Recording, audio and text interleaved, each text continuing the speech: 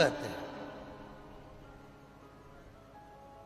दिल से कथा सुनने आए हो और दिल से बाबा की कथा में पहुंचे हो तो दिल से सुनो। आग लगे बस्ती में, जम के बोलो जरा, अपन रहे हो क्या किसको रोइए सोइए, मरोगे तब परिवार वालों को तुम्हारी टेंशन नहीं होगी। तुम्हारे तन पर जो घड़ी, कुंडल, चेन, तगड़ी, लौंग में हीरा, सबको वो टेंशन बनी रहेगी। एक दूसरे को कोनी मार कर कहेंगे शमशान में कौन निकालेगा, यही निकाल लो। कौन निकालेगा शमशान में, यही निकाल। किसी को चिंता नहीं है तुम्हारी, गए सो गए।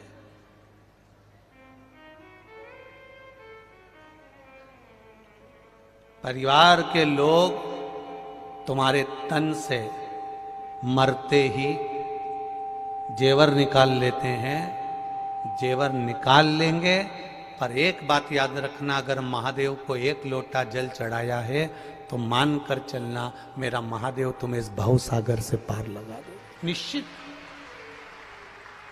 सारी समस्या का हल बोल बम का नारा है। बाबा एक सहारा है, बस वो सहारा बना। और जिस दिन हमने संसार का सहारा छोड़कर उसका चरण पकड़ लिया, उस दिन सुख मिलेगा, आनंद मिलेगा, निश्चित है। शिव कथा कह रही है, शंकर भगवान पर ब्रह्मा जी की हत्या का दोष लग गया।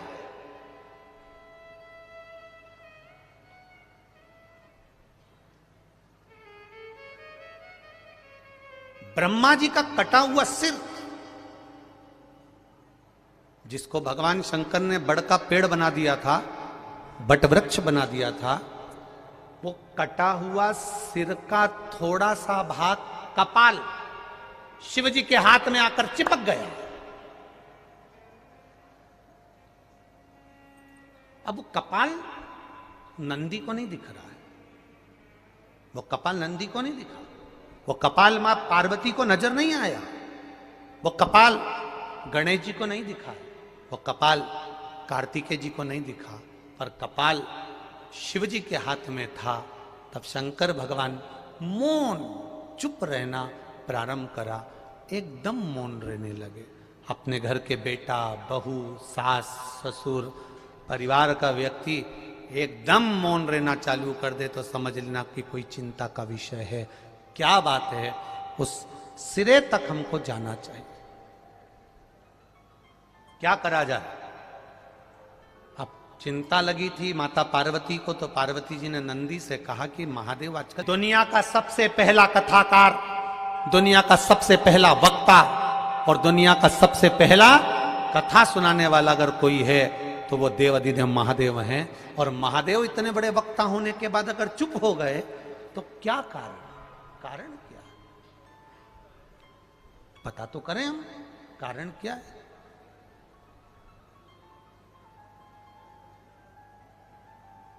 जिसके दरवाजे से कोई खाली नहीं गया, आज वो चुप होकर बैठा है तो जरूर कोई बात हो। कारण क्या है? पता करा जाए जरा, करा पता।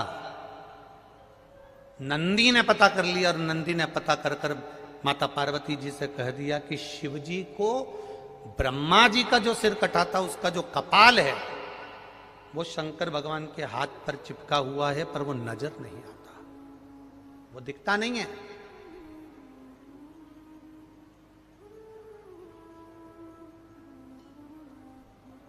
बहुत ध्यान देना जरा इस कथा पर। जरा पुण्य करा आपने, एक ब्राह्मण को भोजन कराया, कन्या का विवाह करा, लड़की का विवाह करा, किसी प्यासे को पानी पिलाया, किसी भूखे को भोजन कराया। उसका गुणगान दूसरा कोई नहीं करेगा, तुम अपने मुंह से कर दोगे कि मैंने ये करा। पर कभी तुमने विचार करा कि दिन भर में तुमने कितनों को बेवकूफ बनाया, कितना झूठ बोला, कितना कपट करा, कितनी बेईमानी करी, कितना प्रपंच करा, कितना छल करा, कितना अपशब्द कहा, कितनी गाली दी। कभी उसको आपने बताया किसी को? नहीं। पर वो तुमने जो करा वो तुम्हारे हाथ में चिपका हुआ, इस ललाट पर चिपका हुआ। शिव जी के हाथ में वो कपाल चिपका हुआ है।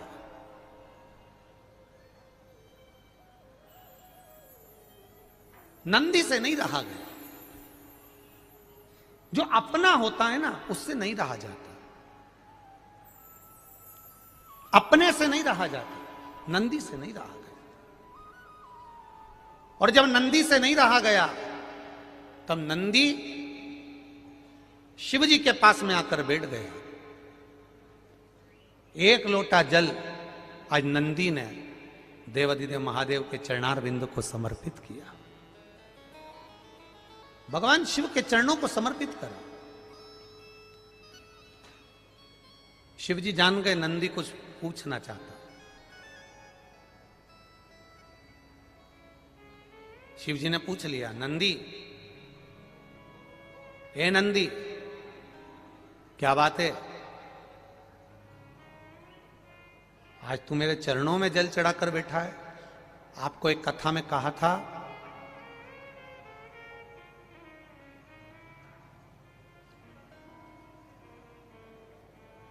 कभी ये शिवलिंग है, ये गोल जलाधारी है, ये सामने चरण है। करें दर्शन सबने। ये दो सामने जो चरण है, इसके बीच में सुख सुंदरी है। कभी कभी विशेष कोई अवसर आए, सोमवार की अष्टमी पड़ जाए या कोई विशेष प्रदोष का दिन पड़ जाए और आपको लग रहा हो कि मेरा महादेव को मैं जल चढ़ाते चढ़ाते इतना समय हो गया, मेरा महादेव नहीं सुन रहा, तब कभी कभी ऐसा मन में आए कि क्यों नहीं सुन रहा, तब लोटा भरकर जब जल लेकर जाओ, गणेश जी को चढ़ाया, अशोक सुंदरी को चढ़ाया, षडानंद कार्तिकेय को चढ़ाया, माँ जगत जननी जगदम्बा माँ पार्वती को चढ़ाया, वही जल ले जाकर बेलपत्री के वृक्ष पर चढ़ाया। शिव जी को अर्पण नहीं कर पाए। और सरल भाषा में समझ लो इसको, किसी किसी माता को आपने देखा होगा, किसी किसी व्यक्ति को आपने देखा होगा कि वो शिव मंदिर में जाता है, शिव जी को भले जल नहीं चढ़ाता पर शंकर भगवान के मंदिर करेगा, यहाँ से साफ करेगा, साफ करके जो पानी जा रहा है वहां साफ करेगा, साफ करके एकदम क्लीन करके फिर शंकर भगवान को पोंछ कर स्नान कराकर जल चढ़ाकर फिर उनका श्रृंगार करता रहता है। कभी कभी आपके साथ में भी ऐसा हुआ होगा, आपने भी करा होगा, ऐसा नहीं कि नहीं करा। कभी कभी सब दूर सफाई के बाद शिवलिंग की सफाई करना भूल गया या शंकर जी के शिवलिंग पर जल चढ़ाना भूल गया, जल चढ़ाकर आ गया। अब आ तो गया पर चिंता देवाधिदेव महादेव को लग गई। मेरा था, भक्त था, उपास करता था, शिवरात्रि का व्रत करता था, पशुपति व्रत करता था, सोमवार सावन के करता था, 16 सोमवार करता था, पर आज इसको ना जाने क्या हो गया कि ये मेरे ऊपर जल ना चढ़ाकर सब दूर जल चढ़ाकर चले गया। देवाधिदेव माता पार्वती जी से कह देते हैं, सुन पार्वती, अगर कोई भूलवश भी मुझ पर जल चढ़ाना भूल जाए और तेरे हस्त कमल पर जल चढ़ा कर जाए तो पार्वती जितना फल मैं प्रदान करूं उससे दुगना फल तुझे प्रदान करना है। यह शिव कह रहा है। और इसका प्रमाण कहां पर मिलता है? इसका प्रमाण मिलता है महाभारत में, इसका प्रमाण मिलता है श्रीमद् भागवत कथा में। भीम, दुर्योधन और जरासंध तीनों ने तप करा, तीनों बैठे हैं अलग अलग शंकर भगवान का भजन करने के लिए। और तीनों शिव जी का भजन कर रहे हैं, तीनों शंकर भगवान का गुणगान कर रहे हैं, तीनों शिव जी का तप कर रहे हैं। और तप करते करते करते करते करते करते भीम को लग गई भूख, चले गया भोजन करने। जैसे ही भोजन करने गया तो कुछ खाने का तो मिला नहीं, केले के पेड़ पे से केला लिया या छील छील के खाकर फेंक दिया, बैठ गया। इतने में देवाधिदेव महादेव प्रकट हो गए, और महादेव प्रकट होकर तुरंत मेरे शंकर भगवान ने प्रसन्न होकर प्रकट होकर दुर्योधन और जरासंध को देखा और दोनों से पूछा तुम्हें क्या चाहिए मांगो। दुर्योधन और जरासंध ने कहा हमको 100 हाथियों का बल दे दो। शंकर भगवान ने कहा 100 हाथियों का बल, तथास्तु। शंकर भगवान ने तथास्तु तो कह दिया। भीम बैठकर केला खा रहे थे और जरासंध और दुर्योधन जाते जाते हंस दिए। बताओ, इस खबड्डे को देखो, हप्सी को देखो, खाने के चक्कर में इसको आशीर्वाद नहीं मिला और हमको 100 हाथियों का बल मिल गया। किसी पर मत हंसना। दुर्योधन और जरासंध भीम पर हंसे थे और दुर्योधन और जरासंध भीम पर हंस दिए। भीम का मुंह उतर गया, चेहरा उतर गया, केला छोड़ा, भीम तप करने चले गया। तप करने गया तो भीम जान गया कि मैं अब तप करूंगा तो महादेव का नहीं करूंगा, पार्वती जी का करूंगा। अभी आपको कथा में कहा था कि केवल जलाधारी भी अगर आप स्पर्श कर कर बेलपत्री आदि कादिक जो निर्माल्य पड़ा हुआ है उसको उठाकर, बहुत बड़ा दोष है एक, शायद आपने भी जिंदगी में कभी करा होगा, अब कर दिया हो, अब मत करना। कौन सा दोष? जैसे ये शिवलिंग, ये जलाधारी, ये मट्टी का दिया जलता हुआ, लोग भगवान को दिखा के, जो ये जलाधारी होती है ना, इसकी जो किनोर होती है ना, कई लोग उस दिए को इस किनोर पे रख देते हैं। कई लोग नारियल को, श्रीफल को इस हस्त कमल पे जहां शिवलिंग रखा हुआ है यहां रख देते हैं। ये दोष है, ये शिव महापुराण का दोष है। शिव पुराण कहती है अगर पशुपति व्रत कर रहे हो, आप कोई व्रत कर रहे हो, कोई कामना कर रहे हो, तुम्हारे पास में अगर श्रीफल, पशुपति व्रत करने के बाद 5वें दिन भी अगर तुम श्रीफल चढ़ा रहे हो तो वो श्रीफल ये जलाधारी पर नहीं रखना है। उस श्रीफल को भेंट के साथ में शंकर भगवान की जलाधारी शिवलिंग इसके ठीक सामने नीचे जमीन पर रखना है। उसका फल ये होता है कि तुमने जो पशुपति व्रत करा, शंकर भगवान ने उसको स्वीकार कर लिया और वर प्रदान कर दिया। पर कई लोग इसमें ऐसे बैठे होंगे जिन्होंने वो श्रीफल 11 रुपया भेंट, वो जो जलाधारी है जिस पे शिवलिंग रखा उसी पे रखा। हम तो शंकर जी को देंगे, हम तो शंकर जी।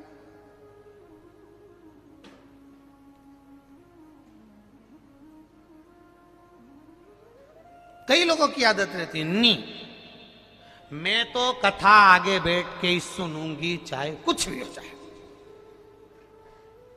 अब वो भले झगड़े लड़े पर बैठना आगे। अब ईमानदारी से बताओ, कथा तो कथा है, पूरी रोड पे लोग हैं, पूरे पंडाल में, पूरे गांव में लोग हैं। ये कथा की आवाज जहां तक तुम्हारे कानों में जा रही होगी, कथा और गंगा ये दो ऐसी हैं कि मरते समय तुम गंगा के घाट नहीं जाते हो। हमारे यहां शास्त्र कहता है कि मरने वाले व्यक्ति के मुख में गंगा का जल दिया जाता है। उसी तरह महादेव की कथा तुम कहीं पर भी बैठकर श्रवण कर लो, फल उतना ही प्राप्त होगा जितना आप पंडाल में बैठ के श्रवण कर रहे हो, चाहे आस्था चैनल पर बैठकर कथा श्रवण कर रहे हो, चाहे फेसबुक यूट्यूब पर कथा श्रवण कर रहे हो, फल उतना ही प्राप्त होगा। बस निवेदन केवल इतना है कि 3 घंटा जब कथा को श्रवण करो तो जैसे पंडाल में बैठकर मौन रहकर, चुप रहकर, आसन लगाकर, एक जगह बैठकर आनंद के साथ न खाना ना पीना, बस आनंद के साथ शिव महापुराण की कथा सुनते हो। ऐसे घर पर टकटकी लगाकर आस्था चैनल के सामने भी 1 बजे से 4 बजे तक मुझे महादेव को प्राप्त करना है, बस उसकी कथा श्रवण करना है, वो दिल लगाकर सुनो। यदि दिल लगाकर कथा सुन ली तो ये निश्चित है कि वो फल देगी जरूर। खाली न जाता कोई से तुम्हारे। दीनानाथ तू चुप हो जा, आप बोलो जरा, आप बोलो। खाली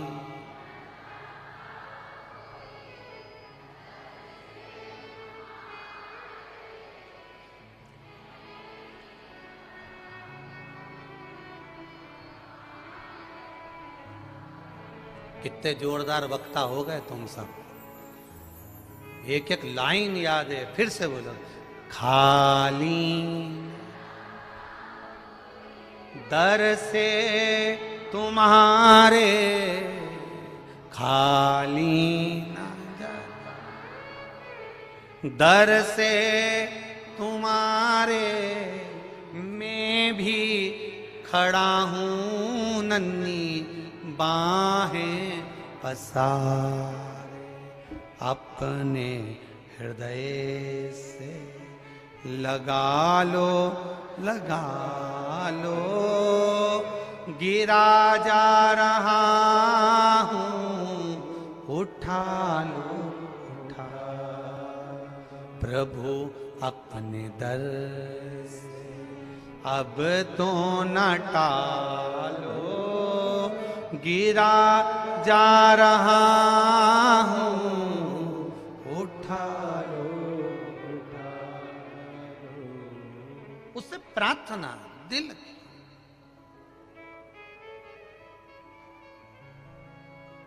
उससे प्रार्थना करें, और यही भाव व्यक्त होना चाहिए।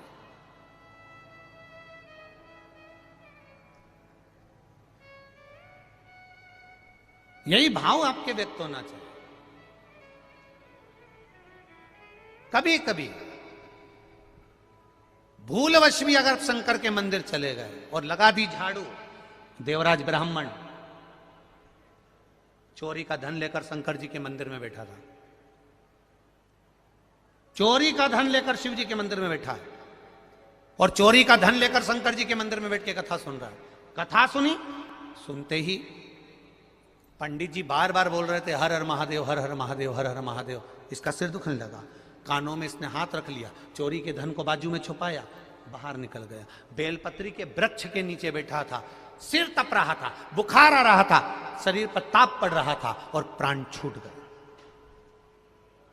प्राण छूट गए उस देवराज के, मर गए।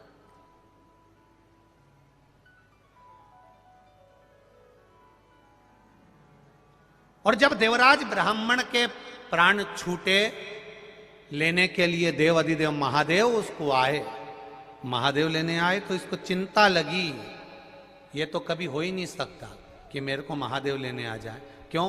क्योंकि मैंने पाप इतना करा, चोरी इतनी करी, निंदा इतनी करी, बुराई इतना करा, छल इतना करा, बेईमानी इतनी करी, कपट इतना करा, प्रपंच इतना करा, मैंने इतना कुछ करा, तो मेरे को महादेव लेने आ ही नहीं सकते। पर महादेव कर रहे हैं, देवराज बैठ नंदी पर, मैं तुझे लेकर चलता हूं। तो देवराज नंदी पर बैठकर जा रहे हैं और मेरे महादेव पैदल पैदल जा रहे हैं। सारे देवताओं में और देवाधिदेव महादेव में बस एक अंतर है, जब भी कोई मरता है तो देवता अपने गणों को लेने भेजते हैं, जाओ पार्षद इसको लेकर आ जाओ, जाओ इसको लेकर आ जाओ, जाओ इसको लेकर आ जाओ। पर शंकर का कोई भक्त जब मरता है तो उसको लेने के लिए कोई दूसरा नहीं आता, मेरा बाबा नंदी चढ़कर आता है, खुद ले।